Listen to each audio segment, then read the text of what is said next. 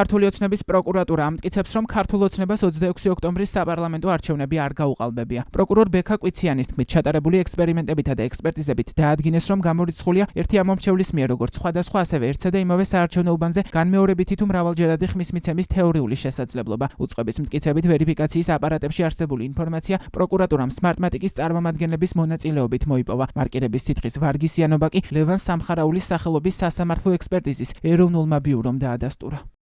გარდა ზემოაღნიშნულისა, ყველა იმ პირს, ვინც მიუთითებდა არჩევნების სავარაუდო გაყალბების ფაქტებზე, მიეცა შესაძლებლობა მიეწოდებინა მის ხელთ არსებული ინფორმაცია თუ მტკიცებულებები, მათ მიერვე გაჟღერებულ ფაქტებთან დაკავშირებით. უნდა აღინიშნოს, რომ მიუხედავად საჯაროდ გაცხადებული სურვილისა გამოძიებასთან თანამშრომლობის თაობაზე, მათმა დიდმა ნაწილმა უარი განაცხადა საგამოძიებო ორგანოში გამოკითხვაზე და სასამართლოში დაკითხვა მოითხოვა. ნაწილმა კი საერთოდ უარი განაცხადა თანამშრომლობაზე. აღსანიშნავია, რომ სასამართლოში დაკითხვისას მოწმეთა უმრავლესობამ